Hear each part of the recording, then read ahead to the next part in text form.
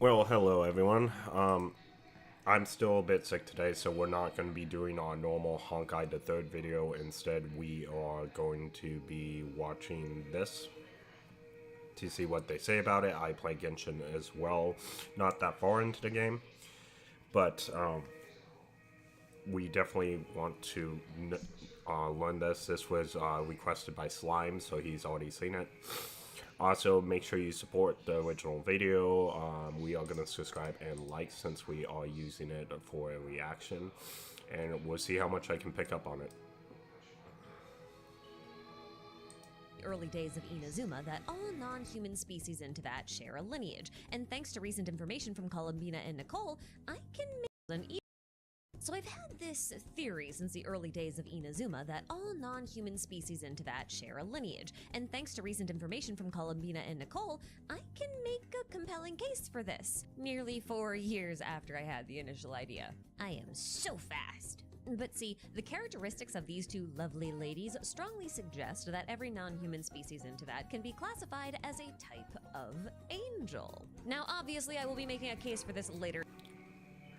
Hey Slime, yeah, I started late. I'm still a bit sick. So we're going to do this reaction video tonight, and then we'll go back to Honkai tomorrow night. That way it will give me maybe one more day to, like, kick this. Alright. So that's what's going on right now. Give me a second. I'll be right back.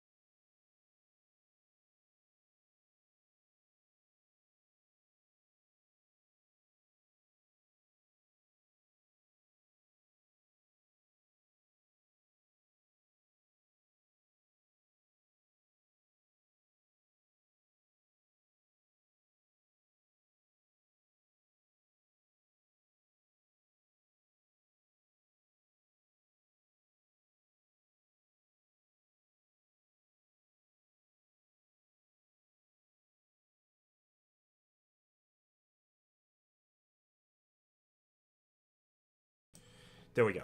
Me and Ducks are both sick, so it's kind of a weird night. We're gonna do this video and see if I feel better. If I feel better, we'll play Honkai tonight. If I don't feel better, we'll call it a night, and then we will play Honkai tomorrow. So I think that's gonna be the best way to do things.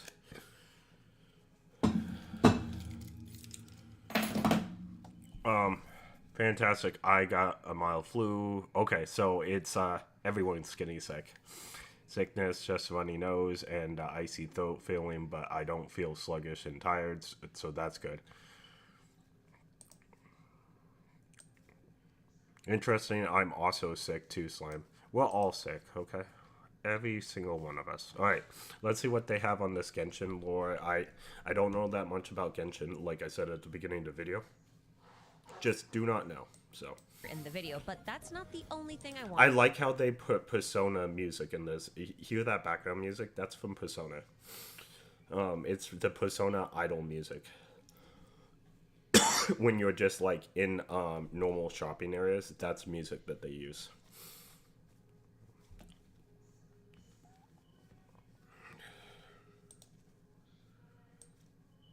Alright. Just a sec. I want to double check. My YouTube video is not weird, but it's weird in my preview. Like, it won't play. Oh, I need to press the play button. Alright. That will make it better. Okay. So anyway. Let's see what they got to say. If all non-humans of Teyvat are indeed angelic, then I think it's possible we can categorize them into different types of angels and even into different ranks within a greater hierarchy of heaven. So in this video, I will be making a case for classifying all non-human entities into that as angels, a process which will involve a sort of a family tree. And then I'm going to be sorting all of them. The family tree, like the imaginary tree. By the way, angels, is that like a term inside this game? I'm not sure. To tell you the truth, I have no idea, but into an angelic hierarchy based on a 5th century book called the Celestial Hierarchy, which was written by Pseudo-Dionysus. No, that's not his real name. No one knows his real name, so don't ask. Oh, and because this interesting. hierarchy isn't something I'm just making up out of nowhere, I'm also going to need to explain how this hierarchy works. So the final product is going to look something like a tier list, and it'll probably be the only tier list I ever make on this channel, so savor it. But before we get into that, I must recognize that some of you might be interested in procuring some more of these playable angels for yourself. So allow me to introduce you to the sponsor of today's video, Eniba, a top-tier one-stop top-up shop. of course fulfilling we'll all always your let them do Primogen the needs. sponsor But commercials. I hear you say. There are a lot of top-up shops out there already. Why should I use Eniba? Excellent question, curious viewer. That sounds oddly like Paimon, even though I didn't mean to do that. Most top-up shops are a use-at-your-own-risk kind of thing, because using them can violate a game's terms of service. But Eniba's dedication to TOS compliance means that you can shop all you want without worrying about anything bad happening to your account, which is fantastic, as is the top-up experience itself. All you need to do is head to eniba.com or use a link in the description, select the game that you want, pick the pack that you want, and then enter your server. So Slime says no, it's theory vid. Aska is trying to compare the hierarchy to the heavenly hierarchy. Okay. Region and user ID. Once the checkout process is complete, your purchase will be delivered within minutes. Now what's that you say? Eniba has no discount, so it's cheaper to buy elsewhere? Well, that's not totally true, because with every purchase, Eniba gives you cash back that you can use on your next purchase. I kinda like this system better than discounts because it's more consistent and you're never left wondering why the price in your cart is different than the price on the tag. And if you're not into topping up, well, you're in luck because Eniba also sells keys for software, video games, VPNs, and even gift cards. So if you buy a friend a game for the holidays, you could use that cash back from your purchase to get something nice for yourself. So shop smart this holiday season and use my link in the description to check out Eniba. You'll make Santa and I very proud. A big thanks to Eniba for sponsoring this video, and now we're gonna get back to the video and kick things off by explaining why everything into that is angels. And we're also gonna be fleshing out this bizarre family tree while we're at it. Like I said in the intro, I've had this idea for a very long time, but struggled with— It's really funny that all the background music is Persona. Every single key that she's doing is 100% Persona. Give me a second.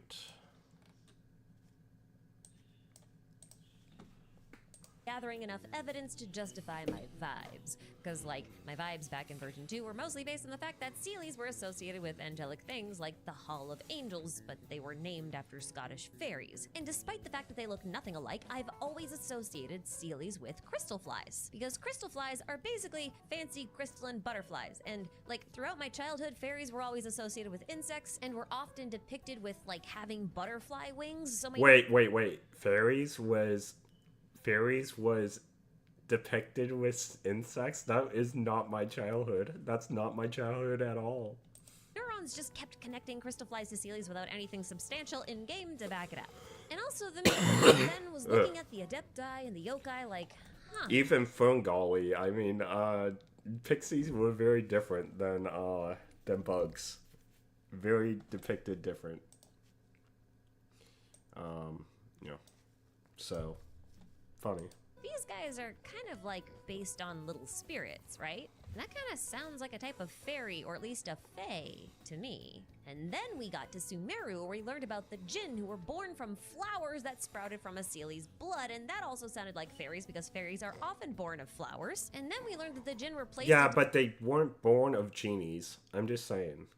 the machines, and then they were granted a power core that looks just like a crystal fly core, which didn't help this conspiracy in my brain. And I don't even think I need to mention how similar Oceanids look when compared to Seelies, or even to Thundering Manifestations. I don't know these because I was things. also counting them in this equation. Partly because Oceanids are also called pure water elves in Chinese, and elves are originally part of the Fae, alongside the Fae. She's right. So in mythology, fae and fae can mean anything from centaurs to tree centaurs, to fairies, to pixies, to all kinds elves, dark elves, all the fae. So yeah, she's exactly right on that.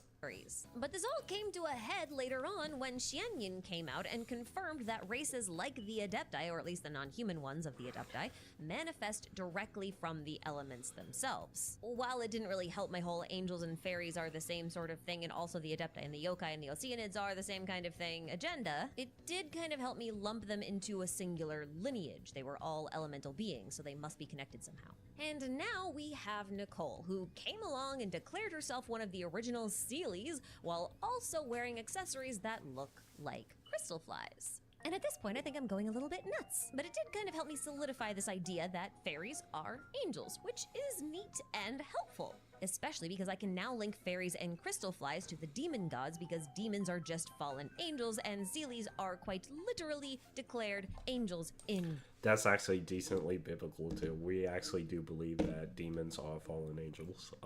That's funny. Still going off a Chinese lore though, so we'll see what they say. Game. I love the confirmation. But there was still one thing that bothered me, and it's this line from Breeze Amidst the Forest, which reads, "Typically, when life arises from the elements, it either descends and becomes a slime, or ascends and becomes a crystal fly. Rarely does this..." Wait, it becomes a slime? Is this why you wanted us to watch it, Slime? You wanted us to get ready for season 4 of Reincarnated as a Slime? Because here's the slime. Like, highlight right here. It has to be the reason why. This gives rise to dangerous elemental monsters. Elemental dragons are rarely seen and have the powers to match the gods of old. Which directly links this process of life arising from the elements to become a crystal fly or fairy, or even a dragon, which means that dragons are in theory one of the fae, and therefore also angels, which... By the way, dragons are not in all mythology, but in some mythology they are part of the fae. They are actually the strongest beings in the fae. So, because, like, look at Columbina.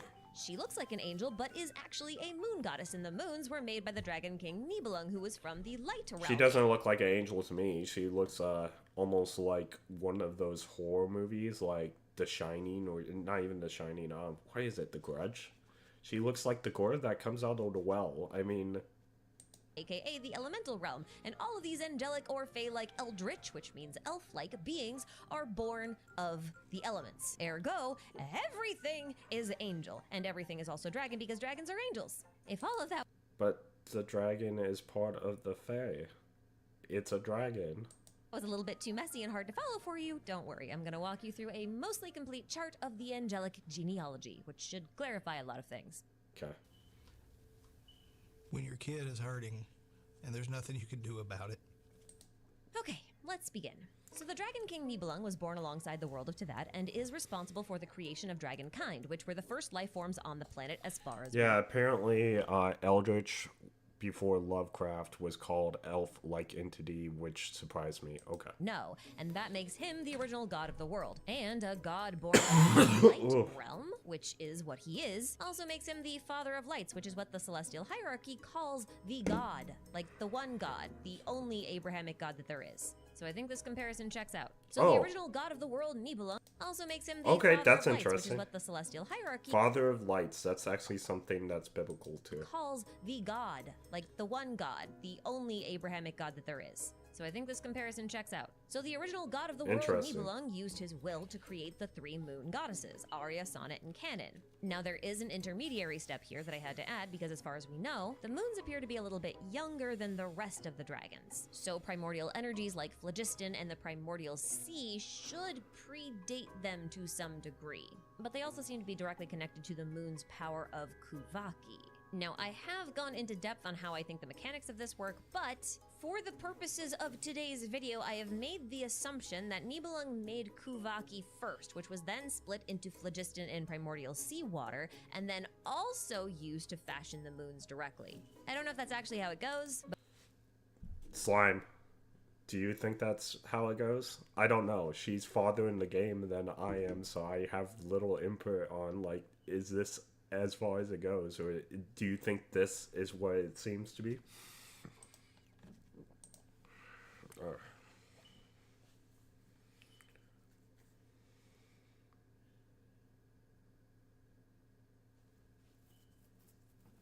All right, we'll wait for Slim to answer. And But for we'll the sake of the continue. visuals, I'm going with it. So these No idea. I have quit Genshin. I followed the lore though, and ASCII is my lore channel, so I guess. Okay.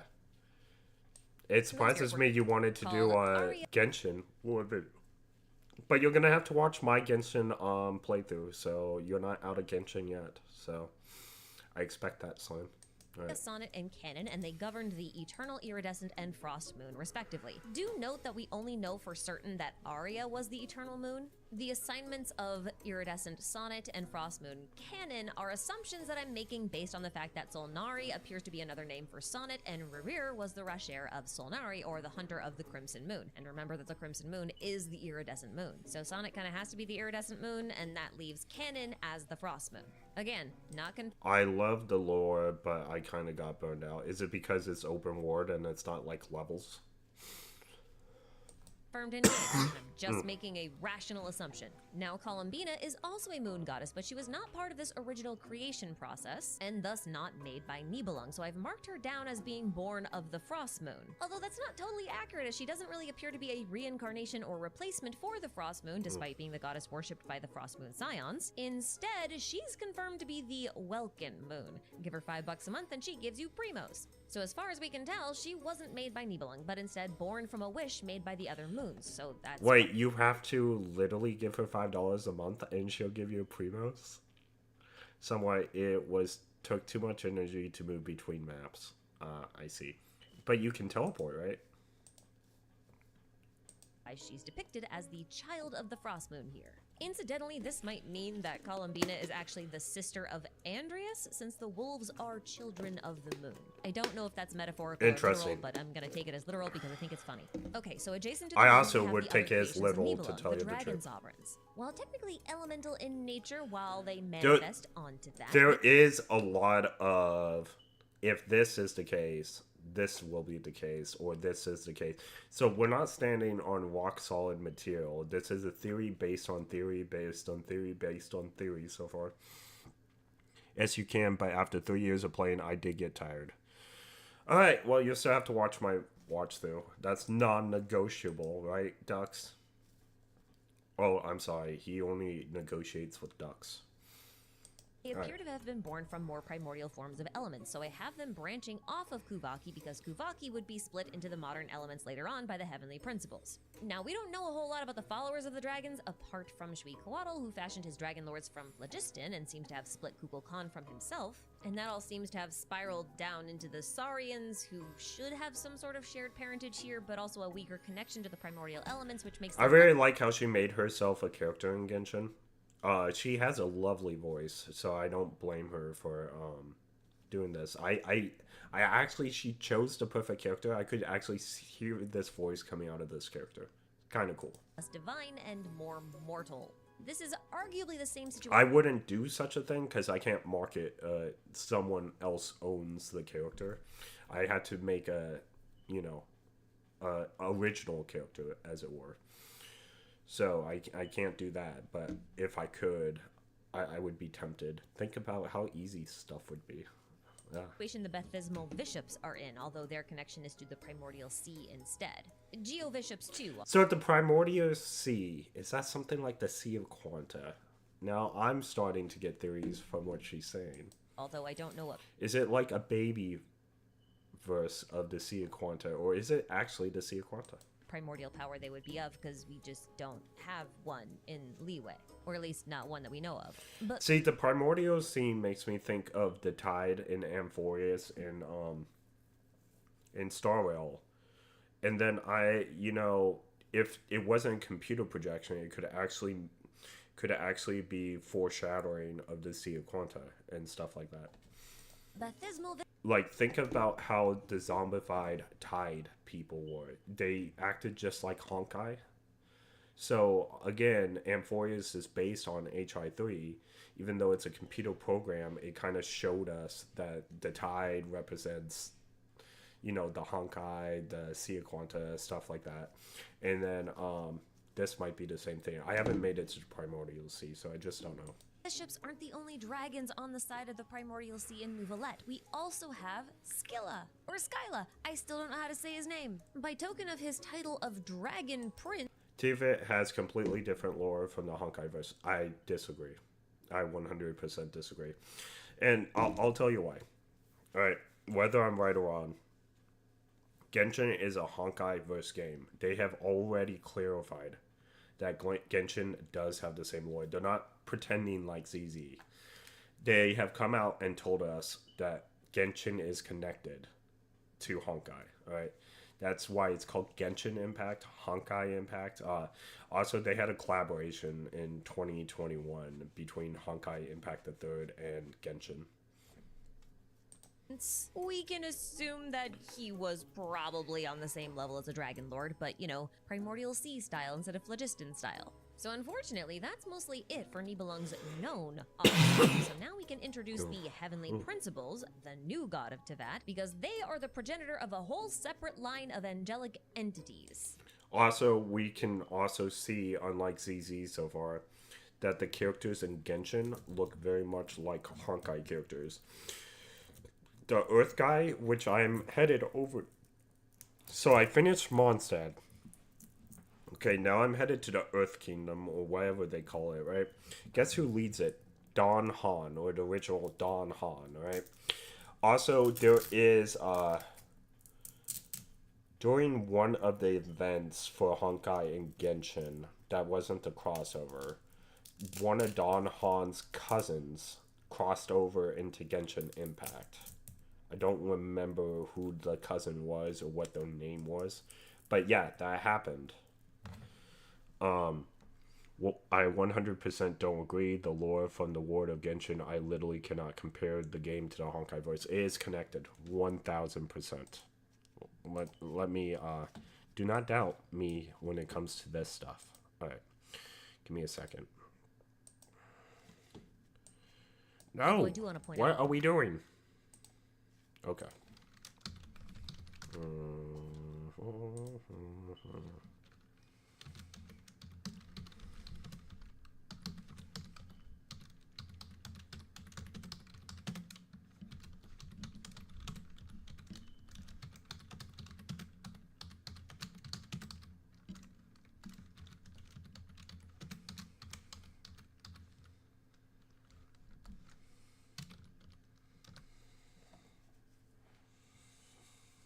Okay, here we go.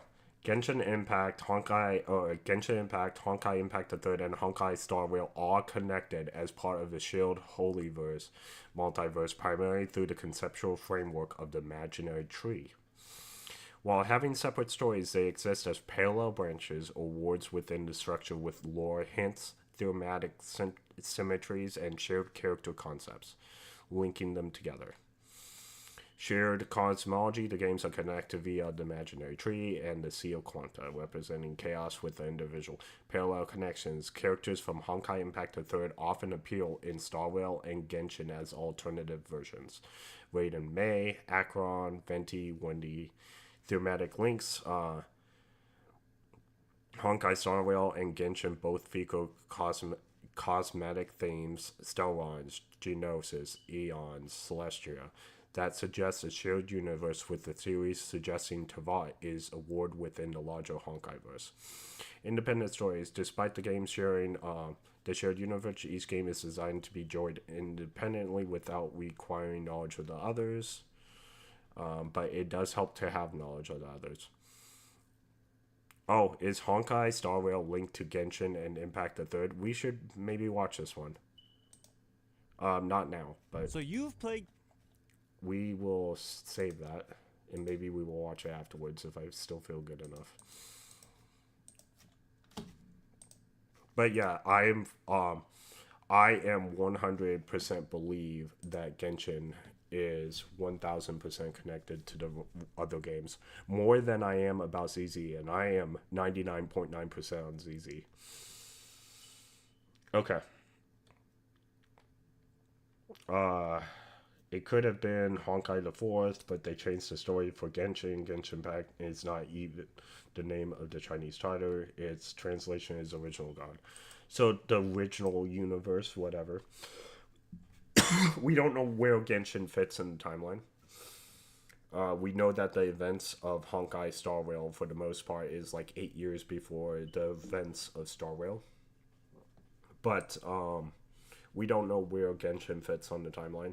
But we do know Genshin is 1000% part of the Machinations, and they have done stuff together to prove it. Genshin, when they unite the games in one final collaboration or whatever they want to do with all this knowledge in the future, make no mistake, Genshin will be with Honkai. Imaginary Tree, in the lore of Genshin, you will make theories that will be able to connect the Honkai verse, but yes, it is part of the Imaginary Tree, but it does not have any lore connecting to the current lore of the Honkai verse. You say that, but they drop hints, so that means there is lore, or there wouldn't be hints or Easter eggs. Before we continue that, despite the fact that I am considering this a separate lineage altogether, the Heavenly Principles didn't just make things from their own power, as far as we know. A lot of the stuff that they made was fashioned from Nibelung's remnants. So like Kuvaki, the Primordial Sea, and Phlogiston, and that kind of stuff. So in a way, you could say that both Nibelung and the Heavenly Principles are the parents of this particular lineage. Which is again why everything is both angel and dragon. Okay, so the Heavenly Principles is credited with creating the four shades, Istaroth. Heavenly Principles of Demiurge. Where have we heard the name Demiurge before? Honkai Star Rail, anyone? Demiurge? Asmodee, Renova, and Naberius, although we're not really sure how. Perhaps they used their own will like Nibelung did, or perhaps they fashioned The Honkai verse is considered part. It is HSR, HI3, GZZ, and Honkai Nexus anime. You can include ZZZ and GI, but their lore does not have connections yet. I can also include Genshin, for sure. from Kuvaki. I don't know. That does seem to be the most likely for me, especially since I actually... By the way, them having Don Han and a collaboration with Honkai Impact the Third, and okay, I gotcha. I gotcha. Okay, I didn't know that, but thank you. I think Isroth might Okay, so be a former... we agree that's a separate somewhat. theory. But from the Shades, we really only have one clearly defined lineage extending down from Naberius. That said, as the Shade of Life, Naberius should be responsible for creating a lot of different life forms into that, but there's only one that we know of as angelic or, you know, somewhat heavenly, and that's Egeria, who Naberius created to take Nuvalet's place in the Primordial Sea. Now, there's hints about her creation being similar to that of a dragon, so I've kind of laid out Egeria's parentage as being of both Naberius... I agree it's part of the Honkai verse, but not in the Honkai lore to clarify. Okay. I feel like you can't make it not a part of the Honkai lore if there's Easter eggs. Now, I haven't played Genshin all the way, so I don't know the Easter eggs, but I do see some of them. Like, the Don Han look like in the next place. He's one of the 7, like, celestial beings looking over the, you know, first map. And then you have Don Han's actual cousin from Star Rail. Yes, his cousin from Star Rail made an entrance into Genshin sometime. I don't... Let me figure it out. Maybe it was Honkai the Third. Let me figure this out.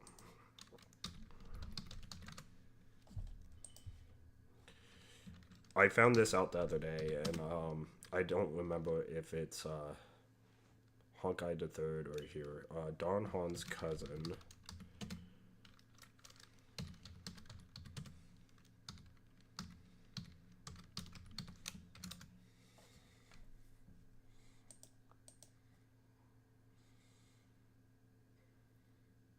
Oh, I definitely misspelled cousin.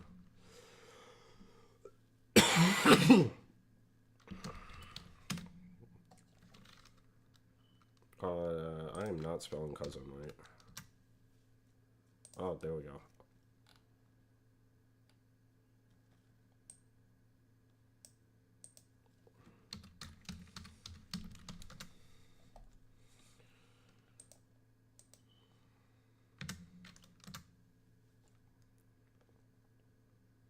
Am I... Oh. I'm not even spelling Don Han correctly.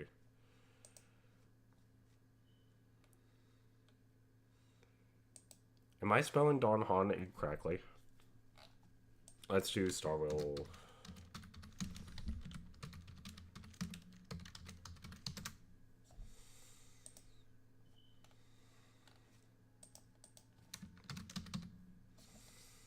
Oh, it's Hain. Oh, okay. Dan Hain.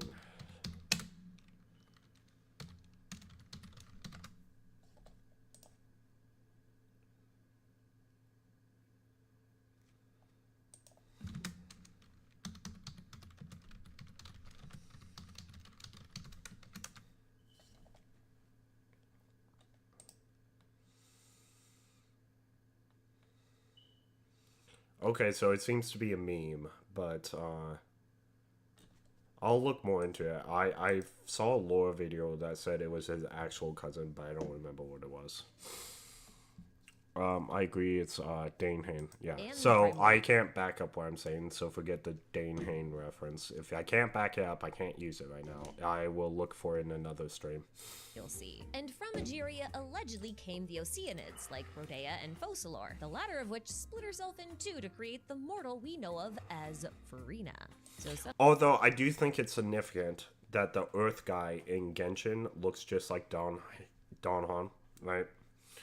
And he's basically Don Han's, Earth Titan power. I think that's significant connection right there as well.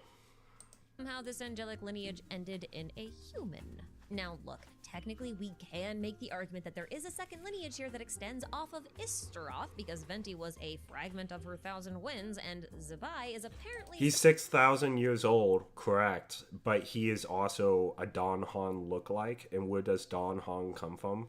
Honkai Star Rail. He also... there might be a version of him in Honkai Impact 2, but that doesn't matter. That connects the games right there. sometimes called Istaroth's daughter. However, Zabai is called a Seelie specifically, and although Seelies are angels alongside everything else in this chart, they're angels of a very And specific you think it's by accident they have the same power? I don't think so. lineage. The ones we call Seelies were created when the heavenly principles gave shape to moonlight, meaning the Seelies should be born of a union. I mean, let's take a look at this. Since I have it up. I'm not debating my best tonight, guys. I am still sick, so...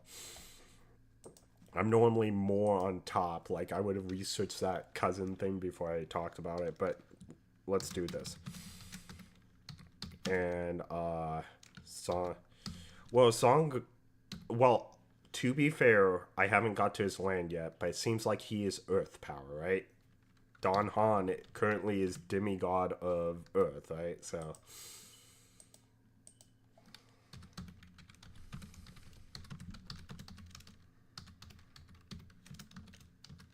Oh, I cannot type tonight. Some of this is my mic is in a bad place for my keyboard, so I'm trying not to hit it.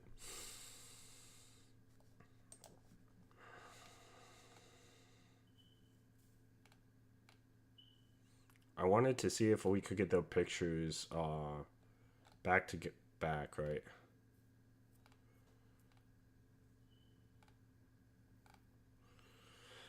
They look almost the same, right? There we go.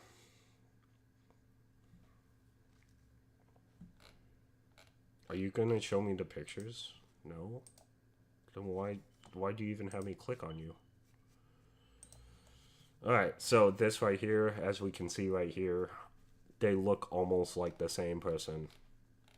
Okay, they're not the same person, but that connects the games by itself. And then,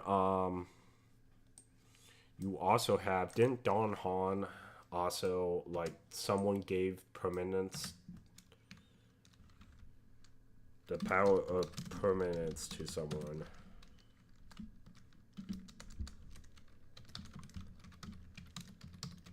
Was shared outside of Starwell. I feel like that was something...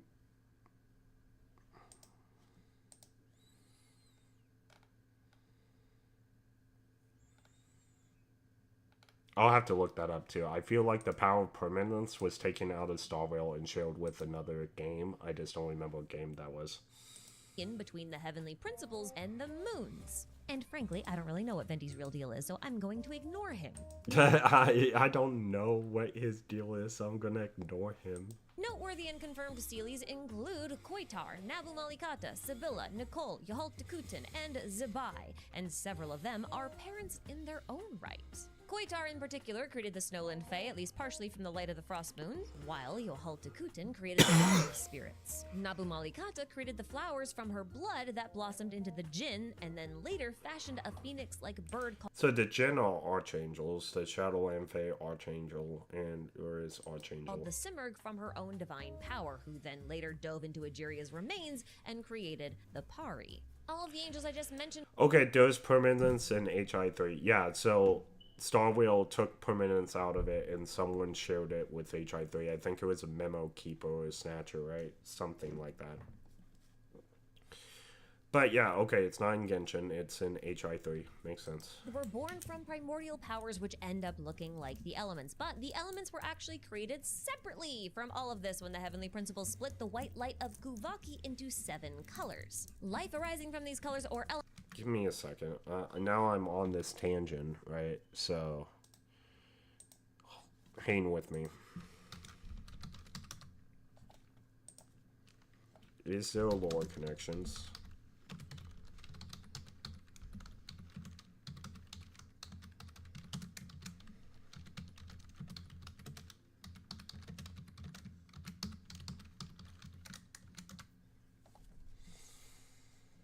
There is confirmed lore connections between Honkai Impact HI Third and Genshin Impact. They exist within the same, okay, chronological. So they did have a direct crossover, like I said. While Honkai features characters directly from Honkai Impact, the third Genshin Impact maintains a largely self-contained story. The lore, that was back in 2021 that they had their, like, connection. Holy Lab.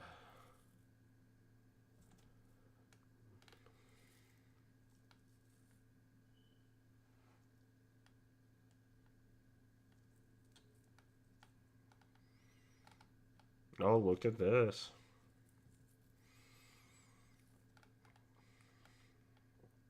The finality, the eons. Huh. Heavenly Principles. Oh, that's what we're talking about in the video.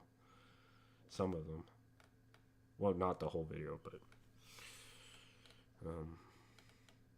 yeah, I am on board with it being Elements connected. could evolve in 3 main ways. If they attained sentience, they would turn something like Shao, Xianyan, or Yaimiko. If no sentience developed, then the result would be a lower spirit like a crystal fly, or other elemental life forms like a slime or a hydrophantasm. This process seems to be currently influenced by the heavenly principles if the description for the lava dragon statue is anything to go by, because the lava dragon statue was an attempt to make a new... We could totally do this video sometime.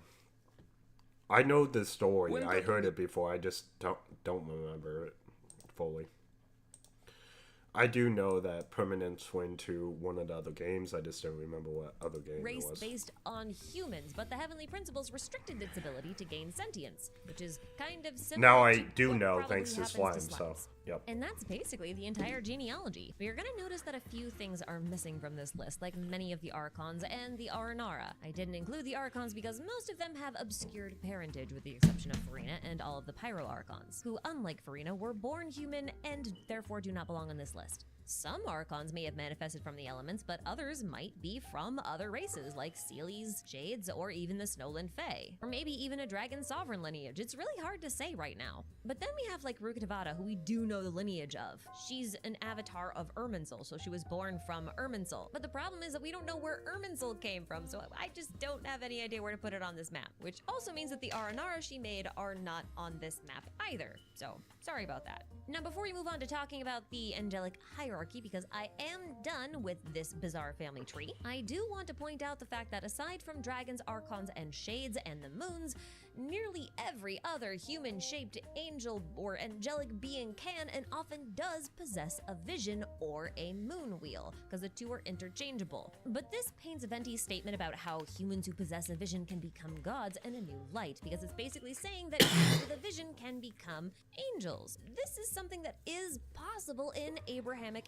and Gnostic literature, and that also means that humans should appear somewhere on this lineage map as like mortal angels at some point. Kind of like the Pyro Archons. They ascended from human. That's not totally correct, but the Bible says we can become like angels, not that we are going to be exactly the same as angels, but that's okay. Humanhood to archonhood. That's not a good way to say that, but whatever. It's also very likely that mortal dragons like Saurians and Bishops also have a vision-like equivalent, but that it just stays inside of them. I've actually made a couple of theories about this, which you can check out if you want to learn more about why I say this.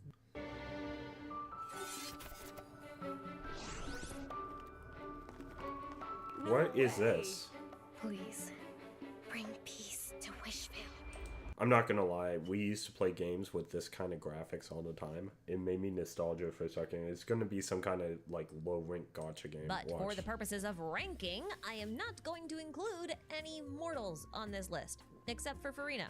Just know that mortals can move into the hierarchy, but they are not currently part of that hierarchy. Like, they are not born to that hierarchy normally. So with that in mind, let me move on to explain how the celestial hierarchy of Pseudo-Dionysus works.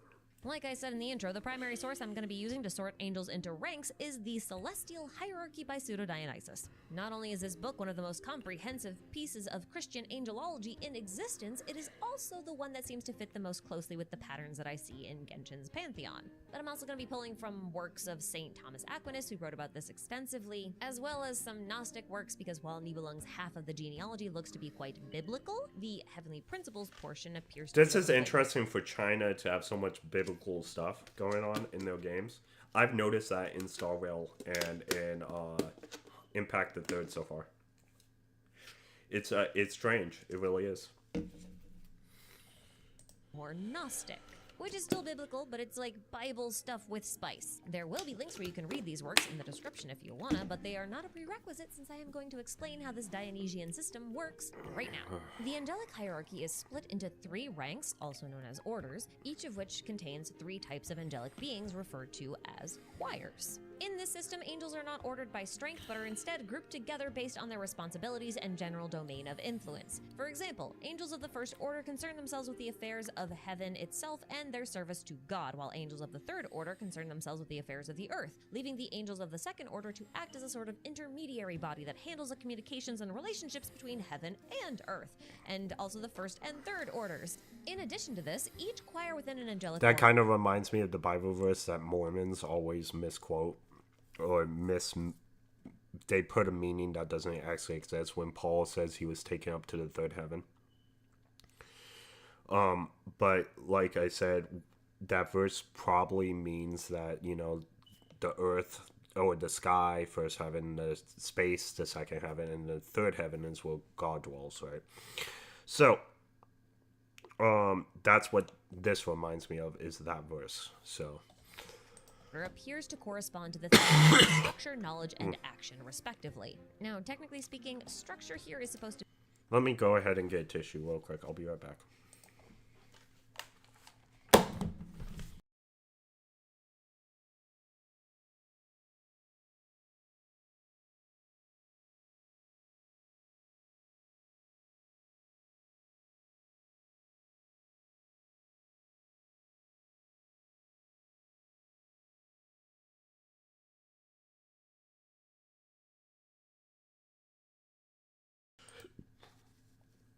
be divine order, but since each category of angels is called an order, I thought the original name would be a little bit too confusing, so structure it is. Now, while there isn't necessarily a division of strength between the angelic orders, there is a division of knowledge and influence. Angels of the highest order have the greatest access to universal knowledge due to their close proximity with God, and thus they also have authoritative control over the domains of the lower orders.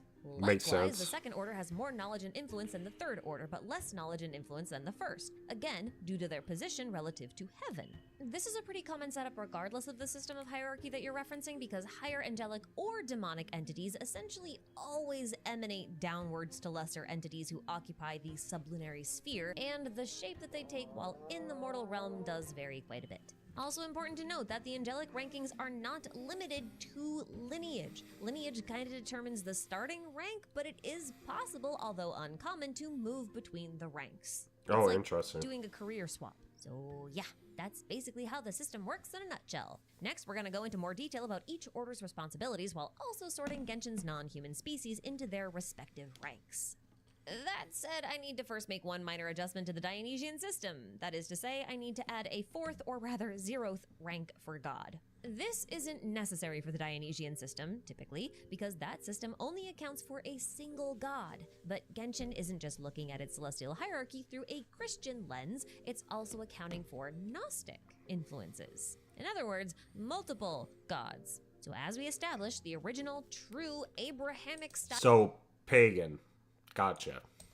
god of Tevat should be the Dragon King Nibelung, since he was born alongside the planet and was the progenitor of the original species that propagated that world. He's also the dragon born of the Light Realm, whom the other dragons refer to as the Father or Formidable Father, which is in line with how Dionysus refers to God as the Father of Lights, so I think calling Nibelung the true god is fair and justified.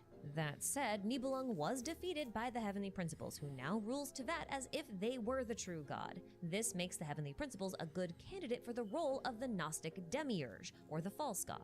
What's important to note is that the Heavenly Principles has been identified as a being known as a Descender, which is a title that has never been truly clarified for us in-game, but it appears to be a title given to anyone who has the potential to become the ruler of the world, so a new god. And as far as we know, there are only 4 of these, so I am including them in my list here, but only really the Heavenly Principles is relevant for the purposes of this video. Because as far as I know, the other 3 Descenders haven't actually, made any sort of creatures that we need to sort. But just know that I had to make this 0th tier because we have potentially 5 gods to deal with. But okay, enough with my made-up 0th rank. Let's move on to the first angelic order. The first angelic order is made up of the Seraphim, Cherubim, and Ophanim, and primarily concerns itself with the affairs of heaven. These angels command the lower So orders. these must be the most powerful beings in Genshin. I have not seen them in game yet, but I'm guessing these are it. And receive directives and knowledge from God directly. Angels of the First Order tend to have higher level responsibilities, like weaving Less of a pagan god, but an worship god, if that makes sense. Well, no, so it's pagan, and I'm going to tell you why. So Greek mythology did the same thing, right? So the Titans ruled the planet, and then the Greek gods usurped the Titans, right? And took over the thing. It's a very pagan concept. See, in Christianity, God can never be overcome or usurped or anything like that, because God is all powerful. There's no one that equals him, right? So God always wins. That's the end of it. But this is a very pagan concept that their gods act like people, and they conquer each other and stuff like that. So it's pagan, believe me. fate or overseeing the flow of time. So they don't tend to directly meddle in the affairs of the mortal realm, although they can, they just don't. The distribution of these responsibilities is split by choir, so let's start with the highest choir first, the Seraphim. Seraphim are the highest angels of the First Order and thus embody structure. Seraphim is something I'm familiar with. There's a lot of games I played that uses the Seraphim. By the way, they brought in what I was going to say. It's almost Egyptian, the word Seraphim. You get this from like the Sphinx and other things like that. They're typically described as having 6 wings, 2 of which are covering their eyes, although depending on the source material, they can have up to 12. As the highest ranking of the angels, they carry out God's direct orders and sing sacred hymns. Their name, Seraph, can mean either burning or serpent, which is why they're sometimes called dragons in non-biblical texts, and also why they're so closely associated with fire. But more so than fire, Seraphim are associated with the holy light that fire seems to emit. In fact, they are sometimes referred to as beings made of pure light with a direct connection to God. They're also considered to be the throne bearers of God, and therefore they rarely leave the heavenly realm. They also appear to be synonymous with the Gnostic glories, although those number in the hundreds of thousands, so maybe Kuhenki are being counted here, I don't know. In Genshin, though, the Seraphim are most likely the moon goddesses. They're the angels closest to the original god Nibelung, who was a dragon, and their powers stem from the holy light in the form of Kuvaki, or moonlight. And as goddesses of the moon, they're the most likely to remain in heaven most of the time, or at least most of their work would be carried out there. We can see more similarities between the moon goddesses and the Seraphim in Columbina. Like the Seraphim, she boasts 6 wings and also covers her eyes, and she has a natural inclination for singing. Now, I do wonder if her connection to the hydro element implies a connection to the Chalkydri, or water serpents, who were called the flying elements of the sun, and also frequently associated with the Seraphim. If the sun is Nibelung, since he's the father of lights, then I kind of feel like this checks out, especially since the moons were said to love the stars of daybreak, and the Chalkydri would burst into song to announce the arrival of dawn. Also, as the angels closest to God, the Seraphim most closely reflect his attributes, which also includes his attitude towards life on earth, or in our case, Tevat. Biblically, this means they are the angels that embody divine love, which checks out because Nibelung loved his little planet and all the life in it. Fitting, then, that the primary responsibility of the moon goddesses was to protect this planet and all who lived in it, and also that Columbina's chosen constellation takes the shape of a heart. Okay, so moon goddesses are Seraphim, the angels closest to Nibelung. So what about the next choir? The cherubim. They held a position very close to God, so who are they? Well, I strongly suspect that Genshin's cherubim are the 4 shades. Cherubim are messengers of God's will, and often the ones who act in God's stead, a characteristic we certainly see within the shades. They're also associated with the number 4, as they often have 4 wings and 4 faces. And although Genshin's shades don't have 4 wings or 4 faces, there are 4 of them. Also, you can make the argument that each of the 4 shades... There are 4 of them, so it must be right. I see where she's going with this. I don't have any, like, argument against this whatsoever. There are 4 of them. That seems to be a coincidence right there, so... represents one of the 4 heads of the cherubim. Those heads were supposed to resemble a human, a bird, a beast, and an ox. And if we look at the namesakes of each of the shades, we have Naberius as the bird, Renova as the human, Istaroth as the ox, thanks to Ishtar, and Asmodee as the beast. No, it's not perfect, but it works well. I do like the graphics here, though. It's very, very anime. I like anime type graphics. I wish they do this, like, more, for sure. Yep, so... for me. Cherubim are also considered the angels of knowledge by Pseudo-Dionysus, and thus they embody knowledge, and they're also the keepers of the New Covenant. And this is the main reason why the New Covenant, that's the shades.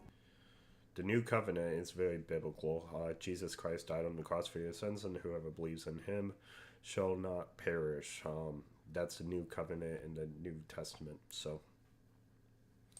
Logically speaking, the old or original covenant should have been made with an older or original god. So that is very biblical right there, because you have the Old Testament and the New Testament in the Bible. Which testament in the Bible means covenant or agreement with God. So you have the Old Covenant, which is the Old Testament, and then you have the New Covenant with God, which is the New Testament. Right. Like Nibelung. So if the cherubim are upholding a new covenant, then they are upholding the covenant of a new god, which in this case should be the heavenly principles, which would then... See, it's different than biblical, though, because it wouldn't be a new god. It's the same god. It's just an old covenant and then a new covenant. Same god, same human race. Make the cherubim the shades. I will also point out that the Shade of Space, Asmodee, was originally considered a cherub before they became a demon, which makes me giggle because the name cherub is also used for putos, which are small winged children generally recognized as like depictions of or references to Cupid, which is once again really funny because Asmodee was associated with love, or at least cursed love. And it also makes the whole Asmodee to Paimon theory stand out a little bit more, because Paimon would be a little... Also, with the New Covenant in biblical, I already said that Jesus Christ died on the cross for your sins. You also have to believe that he rose from the dead on the 3rd day, that God rose him from the dead. So that is the New Covenant, so in the Bible. So if you believe that, you're good. And confess that Jesus is Lord with your mouth, of course. do you like my vid that I found? It's a good vid. I think this girl knows what she's talking about. It's I wish I knew more about the game to really like chime in on like game aspects of it. I know enough about the biblical stuff, which I've been able to chime in on. So it's a good video that it's something I know about, but I'm not that far in the game, unfortunately. Oh, in this case. Istaroth is also interesting in this context because her namesake. This will give us, when I do play Genshin though, this will give me like a springboard to like play. Like I said, I finished the first area in Mondstadt, but I'm taking a break till we catch up with Honkai. And then probably do ZZ, then go to Genshin again. But this will give us a good springboard, so. Astaroth was once a seraph before their fall. I'm not gonna lie though, the Persona music throws me off every time I press play again. There was some huge Persona music going on. This does make you wonder if this goddess of time was once a moon goddess, one who didn't perish during the War of Funerary Flame. But that's highly speculative. There is more to say about the cherubim, but I think you kind of get the idea. So let's move on and talk about the third choir of the First Order, the Ophanim. The Ophanim are described as the four great wheels connected to God's heavenly throne, which is also a chariot. Now I know what you're thinking. If there are only four Ophanim, why aren't they the four shades instead? Or maybe you're thinking about how the Ophanim are wheels and that the moons are also wheels and there are technically four moons, so why aren't they the Ophanim instead? And it's because Pseudo-Dionysus considers the Ophanim and the choir of the thrones to be the same thing. Now it's actually a good thing to compare the seraphim moon goddesses to the thrones because a wheel in this context could be interpreted to be a coiled serpent, which would link this choir with the dragons rather than the heavenly principles. Alright, which I will be back in like a minute. I want to go get myself a water for my car, so it's right outside. And then I will be back in just a moment. See you guys when I come back.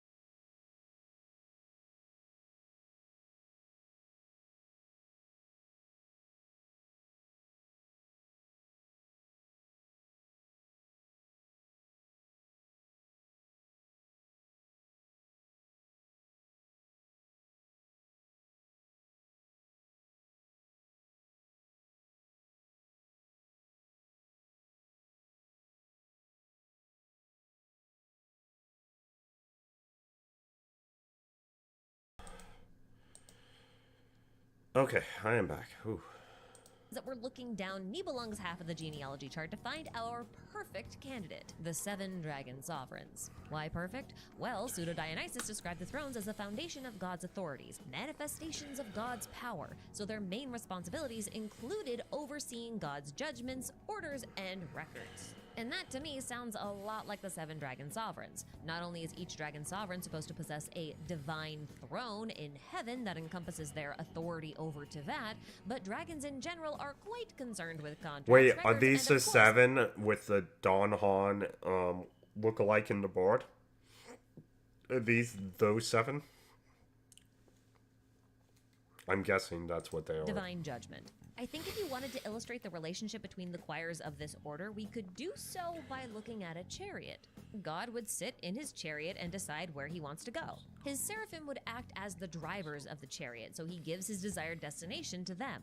The seraphim then direct the cherubim who are pulling the chariot on where to go, and the thrones act as the wheels to ensure that the chariot moves according to God's wishes. So the seraphim embody structure by providing directions, the cherubim embody knowledge by knowing how to move the cart in the desired direction, and the thrones embody action by ensuring the cart can move as desired. Which is partly why the heavenly principles did not get rid of the seraphim or the thrones when they took over. They're kind of needed, or at least their powers and authorities are needed. And that wraps up The 7 dragon sovereigns are from the old world, the 7 archons from the new world. Okay, so no, Zinger is the 7 archons. Okay, makes sense. our first order, which was pretty straightforward, all things considered, but it is in the second order where things start to get a little bit messy. The second order of angels is made up of dominions, virtues, and powers, and they act as a sort of intermediary between the first and third orders. Now, based on our genealogy chart, this order best suits the roles of the Seelies, and also entities like the Dragon Lords. Mostly because the Seelies and the Dragon Lords are pretty close to the first order of heaven, but they also have a lot of say in what goes on in Tevat. This dualistic relationship earns them the moniker of Divine Envoy, as they carry messages of the higher orders to the lower orders, and also to the mortal realm. But I do think there's an interesting split in responsibilities here, so let's start off with our first choir, the Dominions. Dominions are the choir most concerned with governance and conveying the will of the upper orders. They're essentially the leaders of the lower orders, and they function kind of like a governmental bureaucracy or the upper management of a large company. It sounds like the middle management to me, but we will see. You can also think of them as stewards, or the ones responsible for the delegation of tasks, which is why we associate them with structure.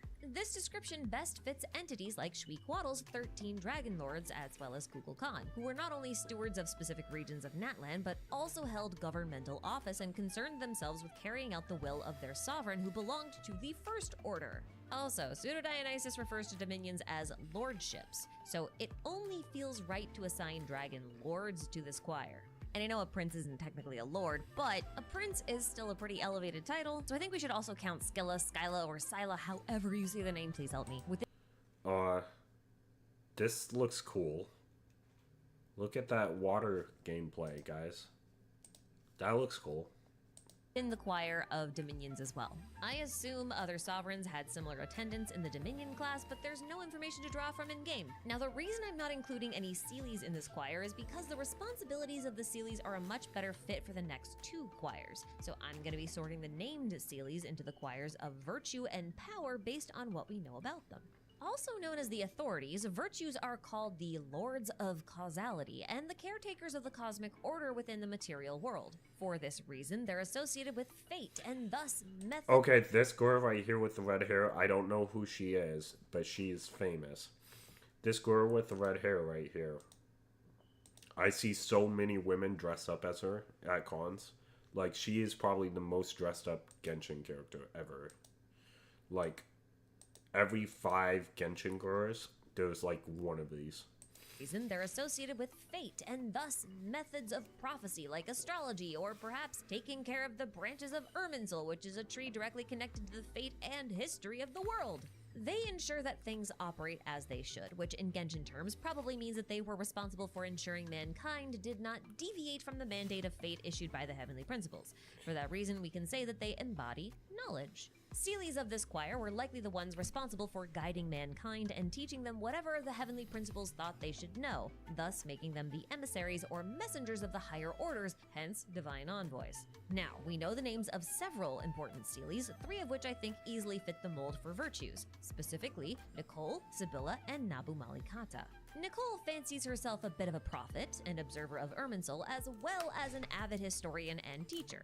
Likewise, Sibylla was a prophetess stationed at the base of one of Irminsul's branches. Nabu Malikata is a little bit trickier to justify at first blush, but she's literally named after a scribe god, and her most infamous feat was bestowing Destrit with forbidden knowledge, so I feel like it kind of makes the most sense to place her in the virtue choir. As for the other named Seelies, I kind of feel like they belong in the next choir, the powers. The powers are kind of like a warrior class of angels. Their job was to eliminate or restrain evil forces, sometimes through combat and sometimes through purification. And they were also to act as divine intervention on behalf of some humans. For this reason, among others, they embody the concept of direct action. They've also been referred to as sentries or watchmen, and they are tasked with protecting the crossroads and borders of the world, especially the border between heaven and earth. Now, before I address the most interesting implication of that last part, I would like to assign the Seelies Koitar, Yohaltakuten, and Zabai to this choir. While it is true that Koitar was first discovered at the base of one of Irminsul's branches, like some of the virtues, and she also possessed a gift of prophecy, she was also the leader of the rebellion against heaven, which kind of puts her in a bit of a weird spot. I'm opting The rebellion against heaven? She's evil. What? to place her in the I guess in this fake heaven, though, the heaven was usurped, so you can say maybe she was a good guy? I don't know.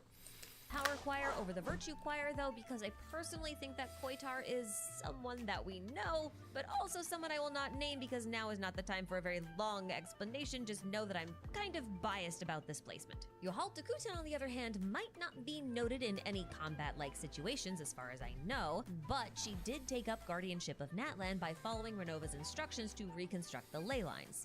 This made her quite literally the Lord of the Crossroads, of the Nation of War, no less. And she was in many ways responsible for conquering Natlan as well, or at least instructing humans on how to go about it, so I kind of feel like she fits the description of a power.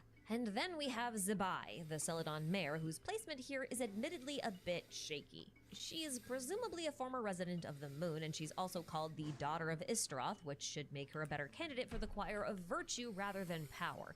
But if you look at her list of accomplishments, they're all kind of combat-based. She's recorded as having fought extensively alongside the Adepti and Liyue during the Archon War, and she also seems to have taken up a sort of guardianship over the land while she waits for something to happen, so I kind of think she fits best here. It's possible that once upon a time she was a virtue and then she became a power later. Now, with those placements, I would like to submit a rather speculative candidate for the power choir here, because I think this choir perfectly describes Alice.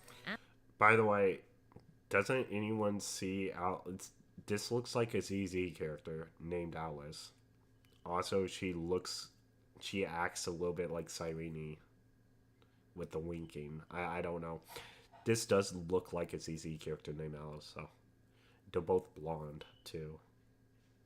Interesting. After all, Alice is the protector of Tevat's borders, and protecting the boundaries between heaven and earth is a task that's assigned to the Seelies of the Power Choir. And also, the patron deity of the witches is called Hecate, and Hecate is the guardian of passageways and gateways, and she's usually... Look, it mentions Zeus. It's pagan. It mentions Zeus. It's right here. represented by symbols like keys. And Alice is a witch. But for her to belong to the power choir, she also kind of needs to be a Seelie, which I think is plausible because she's noted as belonging to a long-lived species, which Seelies definitely are, and her long pointed ears make it likely that her lineage is related to the Fae, who are part of the angelic lineage. Although it is worth mentioning that Nicole does have pointy but not long ears, while Zabai doesn't have pointed ears at all. So who knows if there's actually a meaning to the ears. Also, Nicole is both a Seelie and a witch, and Alice is technically her elder, so there's that. And also, there's the fact that Nicole has a solid golden halo around her hat, while Zabai has a golden moon-shaped halo-looking thing that matches our written description of Nabu Malikata's halo horns. And that has made me suspect that Alice's concept of a hat isn't a hat. I'm not gonna lie, though. She looks cool. I like the way she looks. At all, but a halo. You can also make the argument that Nicole also protects the borders of Tevat, which should qualify her to be a power instead of a virtue, but she only really does so alongside Alice, and it doesn't really appear to be her top priority or her main assignment. So my guess is that these two kind of help each other out when they can, and there may even be some crossover between powers and virtues. So perhaps we should think of these choirs as more of like job titles that you can swap between, but are generally born into. In any case, we don't really have time to dive into all the ways Alice could be a Seelie or why she would therefore be a power, so just, take this with a grain of salt. I'm speculating. But now it's time to move on to our third and final order. The Third Order contains the choirs of principalities, archangels, and guardian angels, most of whom are non-human entities predominantly concerned with the mortal realm, often taking up permanent residence there and making this order the furthest one from God. Now, there's a lot of movement between the choirs of the Third Order. In theory, at least, any angel of the lower two choirs can be promoted into a higher choir. Alice has been Genshin since the start of the game, but only now did she appear, so 6 years. Okay. Is to say, archangels and guardian angels can be promoted to principality, and principalities can be demoted into archangels or guardian angels. This is again why I was thinking about them as like job titles that you get born into but can swap between later. And just as a reminder, for this order more than any of the others, it is important to remember that these rankings are not a measure of strength. They are a measure of authority and responsibility. Now, let's talk about the highest choir of this order, the principalities. Principalities, also known as rulers or princes, are angels that protect, guide, and govern nations or institutions, making them the embodiment of structure within the Third Order. Into that, we call the principalities archons, because in Gnostic texts, archons are called princes, and a principality is a government of a prince or a region governed by a prince. The archons govern over nations I don't know if I knew specifically, that. so I don't think there's a better fit than this. Principalities are also a little bit like powers in the sense that they also take on the role of a warrior in order to protect their domain. Is that Akron? Like, that's Raiden May or whatever in this game's version? These are also a little bit like That looks like her. powers in the sense that they also take on the role of a warrior in order to protect their domain. Kind of like how a king or a president is generally head of a military. This meshes really well with Tevat's archons since all of them had to win a war in order to seize their position.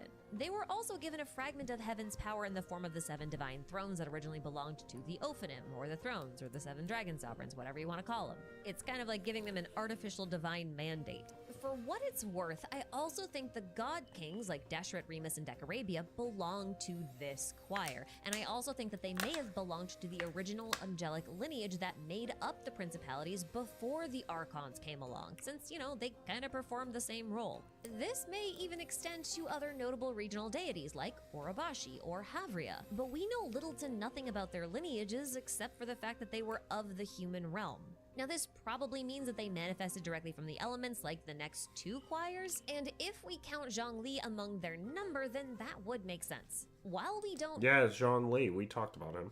know where Zhongli came from exactly, we do know that he is the foremost or the progenitor of the Adepti, which could suggest an elemental lineage, or at least that he is the most powerful among the Adepti and thus outranked them even prior to the establishment of archonhood, which would in turn grant him the position of a principality. Honestly though, Zhongli is not the best example here because he presumably fell to Tevat, which suggests he belonged to a higher order originally. But I think you get my point. This order might actually be a little bit more of a power level comparison than the other two, which could account for the increased movement between the choirs. Regardless, obscured lineages are why none of these figures are on the heritage map. But with the choir of principalities complete, we can move on to the murkiest and messiest of the choirs, the archangels and the guardian angels. The Archangel Choir is primarily responsible for carrying out the orders of the principalities, so I kind of like to think of them as those who are like second in command, but who don't really involve themselves too much with human affairs unless they have to. Still, they are also keepers of what little divine knowledge those of the sublunary sphere are allowed to have, which lets them use a wide variety of magic. So right away, we can assign the yokai, yaksha, and other adepti into this choir, seeing as they are followers of the Electro and Geo Archons respectively. And likewise, I'll include the Oceanids, who were allegedly made by and served the Hydro Archon Egeria. I think the elusive, avoidant nature of the aforementioned angels kind of illustrates what I mean about avoiding mortal affairs but still being involved in them. They're guardians, they're teachers, but they do tend to avoid direct contact with humans. Now, this choir should also include other Fae-like races, such as the Snowland Fae, who were made by Koitar and who serve the Saritsa and the Belit Tsar, as well as the Jinn and the Simurgh, both of whom were created by and served Nabu Malikata and also Deshret. I'm also including Andrias in this tier because he challenged Decarabia and Venti for the position of Archon originally, and he also received his powers from a second order angel, and he ended up becoming one of Venti's 4 winds of Mondstadt, which kind of makes him a second in command. But that said, Dvalin is also technically one of the 4 winds, and I'm also still convinced that he is the Animo Sovereign, so he should qualify as a throne, but then you have to argue for that really weird relationship between the elemental dragon thrones and the archons, and I don't want to do that, so let's just move on to our final choir, the Guardian Angels. Guardian angels should presumably embody the concept of action, as they are supposed to be the ones most involved in the affairs of the mortal realm, but not necessarily humans. Although they can be guardians of humans, as we see with the Aranara. But most of the time they're tasked with protecting the mortal realm from lesser evils, which in Teyvat is probably the Abyss. So first up, we have the Pari, the result of a union between the Simurgh and Egeria's remains. They're little light-based nature spirits that do work alongside mankind, but mostly busy themselves They remind me of the Pixies in Final Fantasy XIV.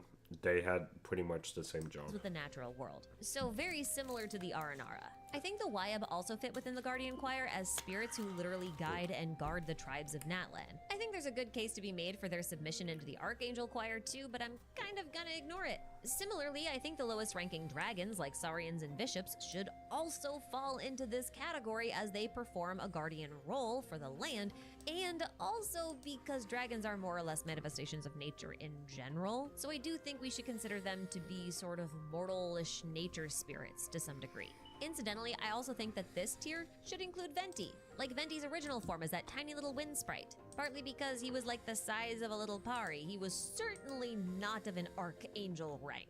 Which would imply that Venti was the lowest ranked angel to make it through the Archon War and become a principality. And if that's true, I think it's pretty cool. Now, for the big question. Where do crystal flies factor into this equation? I didn't have that question, but I didn't know what crystal flies were, so...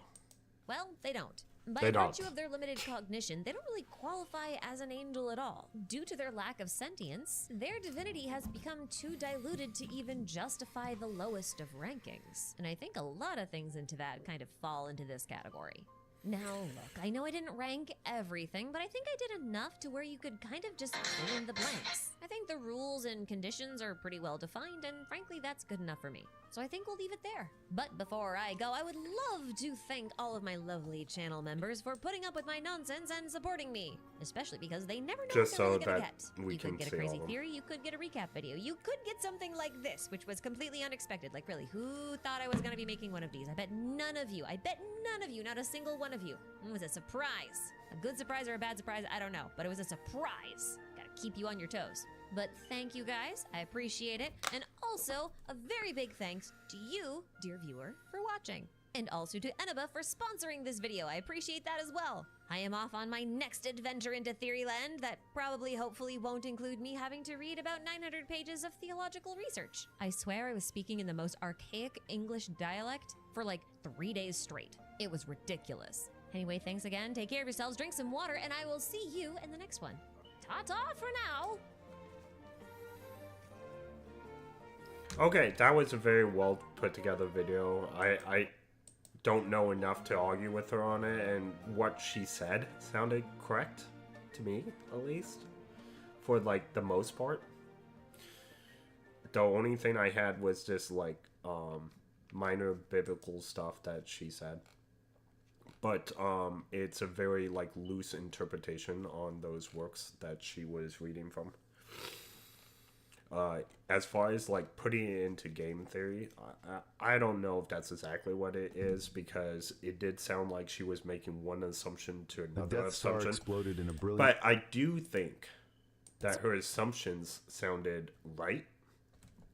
So that's why I have on that. Thank you guys for coming out tonight. Like I said, tonight will be a more quiet stream. I'm still recovering. I hope that was enjoyable. Let me see what the other video was real quick. I don't know if we're gonna do it tonight. I'm leaning on no, but let's see what...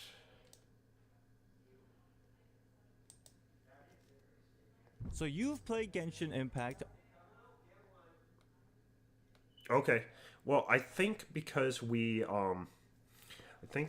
argued about this, we should watch it. It's an 8-minute video, so the stream will probably go on for 20 more minutes-ish. Let me get this in here. I don't know if we're going to agree with this or what, but I just randomly grabbed it. So Please support the official video. If you disagree with it or whatever, then you can let them know in the comments, but support the official video.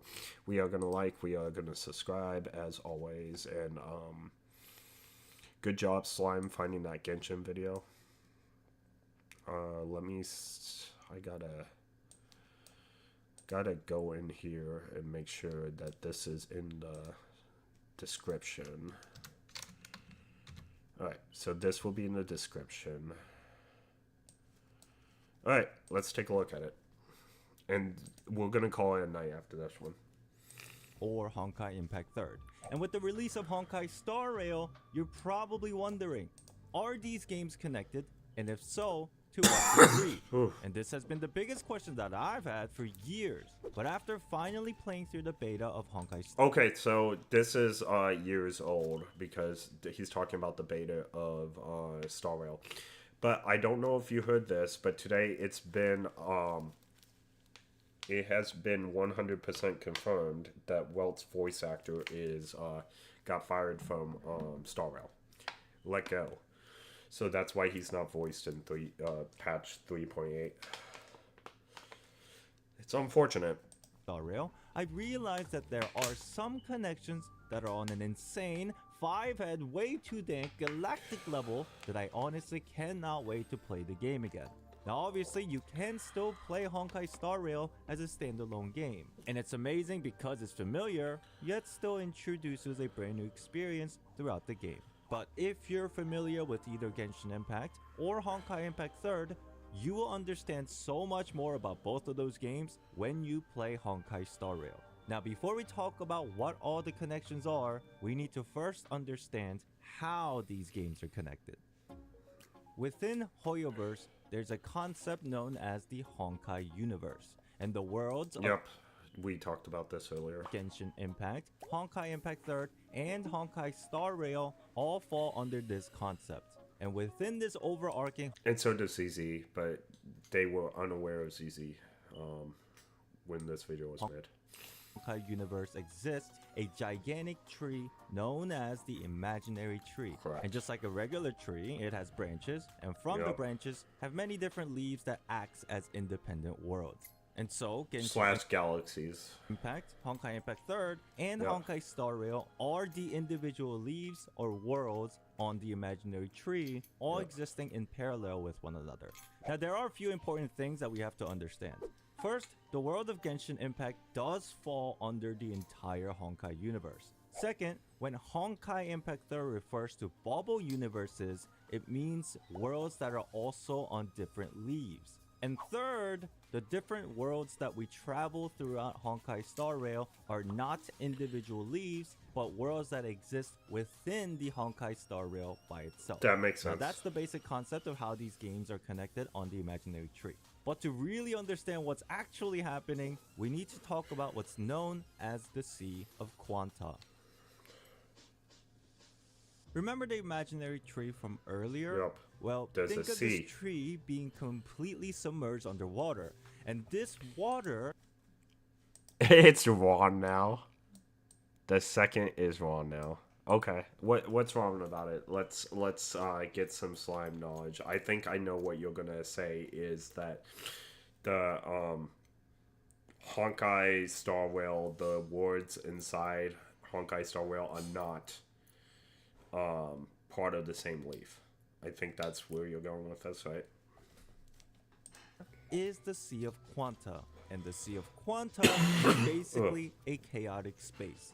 What ultimately ends up happening within the Honkai universe is that the tree and the water are trying to devour one another. See, that's my input. That's what I thought. Remember last night I was all like, the tree is trying to devour the water and the water is trying to devour the tree. I always thought this. Like that's what we looked at earlier lore videos. The tree is trying to absorb all the water, while at the same time the water is trying to dissolve the entire tree. Yep, that's and in what a I much thought. easier analogy, the tree and the water can be considered as two sides of the same coin. Yep. While they're opposites that oppose each other, they both exist to represent one entity. Yep. And if you played Honkai Impact 3rd, I think I thought that too. It's as simple as it is. It turns out to be one, right? But the tree's not trying to do that, and the water's not trying to do that. It just happens to end up like that, right? This concept should be somewhat familiar to you, and this idea of imaginary and quantum even shows up within the elements in the game. It And does. This is the same for Honkai Star Rail. Yep. But if you've only played Genshin Impact, whether you realize it or not, the same exact thing Imaginary has a tree symbol too. shows up in the story of Genshin Impact as well. The power of light and darkness. Light representing a godly power, the imaginary, and the darkness illustrating the abyssal energy that is linked to the idea of chaotic space or quantum. And even the analogy of the two sides of the same coin is clearly symbolized between the traveler and the abyssal sibling. Now we could consider Genshin Impact as a simple coincidence, but because Honkai Star Rail, Honkai Impact 3rd, and Genshin Alright, let's take a look at this. The bubble words are not the leaf. A leaf is a proper word. Bubble word is a parallel word. It sticks to a leaf. Like if it rains, there's a water droplet stuck in the leaf that the bubble word. Okay, like it's like a raindrop that's on a leaf. Gotcha. Impact all fall under the same Honkai universe, it kinda makes sense since all the games should technically reflect each other as parallel worlds. And on top of this, there's yet another important Yeah, this is the old assumption. You can tell because he used the word parallel, right? So this is probably all outdated. concept that We'll watch the whole video because I already started the reaction to it, and it's unfair for him not to get the view plus the time watching it if I'm gonna do a reaction video. Sometimes I'll skip to the end.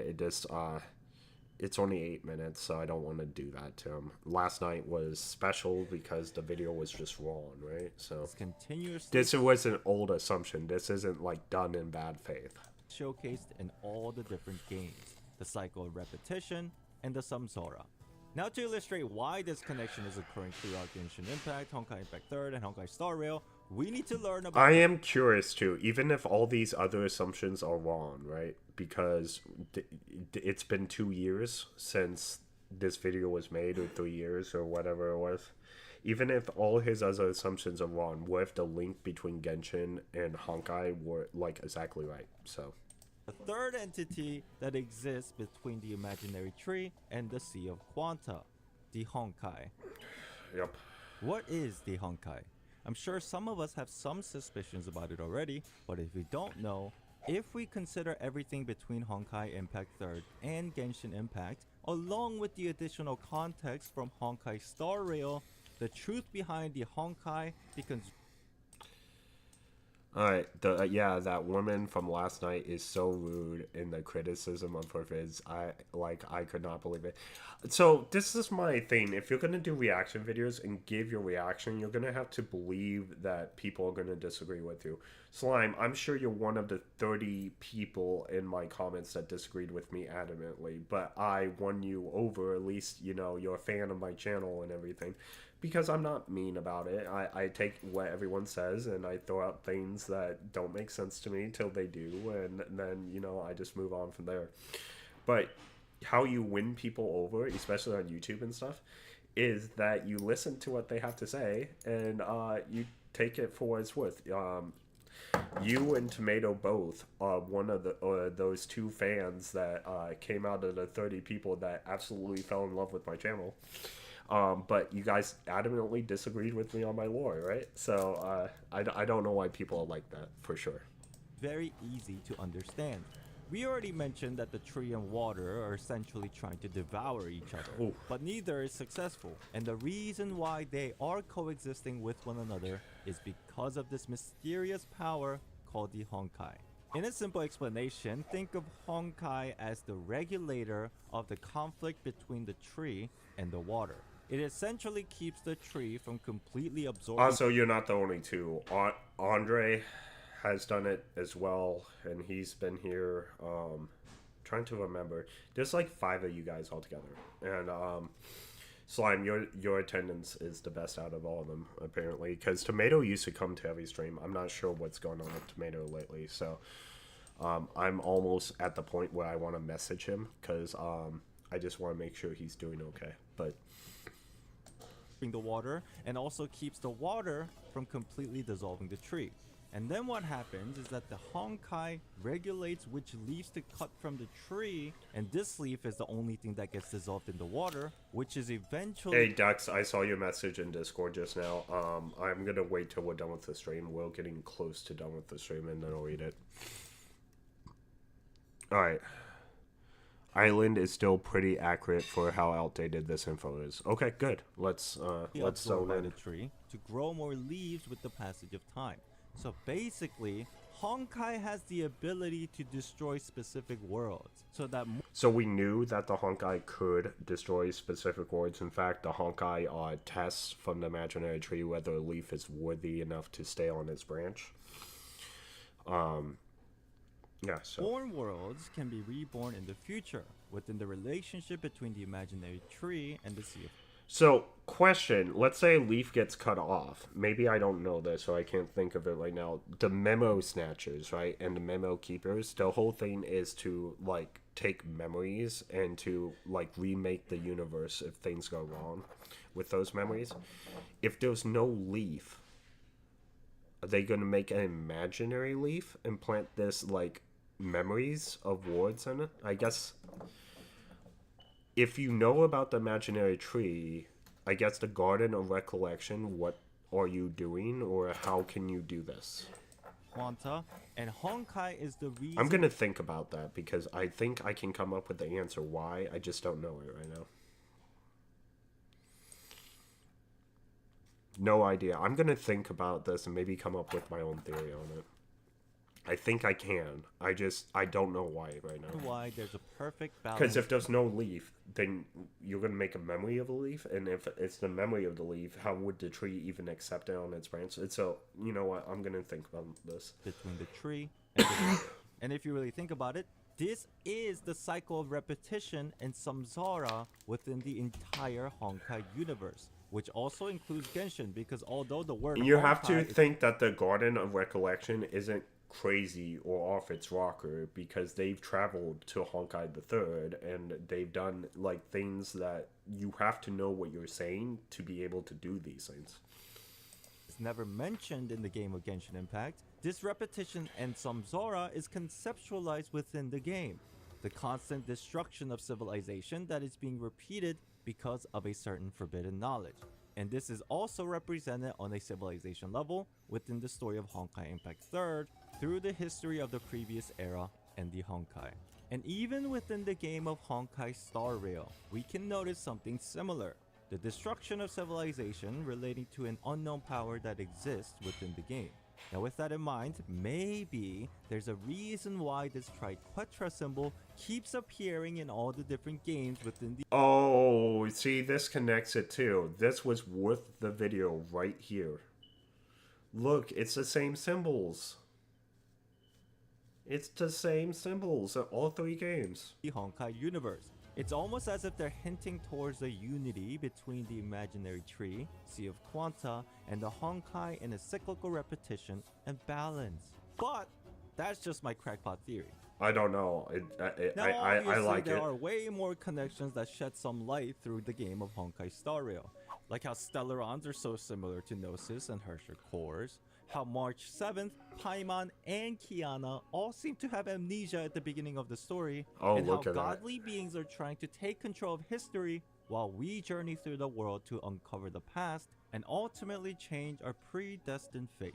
And honestly, I cannot wait until I start playing Star Rail again, because I feel right at home with these crazy, insane rabbit holes of the bigger concepts being represented in both Genshin Impact and Honkai Impact 3rd. And Honkai Star Rail really helps me understand these similarities on a bigger structural level of the Hoyoverse. But as I already mentioned in the beginning of this video, you can still play Honkai Star Rail without worrying too much about these connections, since it can be very overwhelming. So if you do want to play the game for its own original story, make sure to watch this video to understand the bare minimum that you need to know between Honkai Star Rail and Honkai Impact 3rd. And if you enjoyed this video and if it was helpful, please consider pressing the like and subscribe. And let me know what you're most excited for in the game of Honkai Star Rail. Okay, even though it's a very old video, I absolutely liked it. I think we did get one or two things that we could take away from this. Yeah, so I liked it. It was 2 years ago, which makes sense because 2023 is when Star Rail came out. Himiko Broken Sword and Traveler's Original Wings are in Honkai Star Rail. Yeah, I forgot about that. The Traveler's Original Wings as a curio is in Star Rail, for sure. Imagine if Tears of Themis and Zen Zone Zero is connected. Yeah, look at that. Look at that. Okay, so that's going to be our videos tonight. Thank you, Slime. Your video was fantastic on the first thing. We're gonna skip this week on the reincarnated as a slime lore videos. We are gonna go back to those, but with me being sick and stuff, it just wasn't gonna happen. Too much talking. But we are going to get back into that, especially for Season 4. We might even have a watch party of Season 4 in my Discord, since everybody seems to love Reincarnated as Slime, so we might do that. Alright, well, thank you, everybody, and thank you for coming to the stream. I greatly appreciate it. Thank you for everyone who will watch this later. Make sure you like the original videos and support them, and I'll see you guys next time.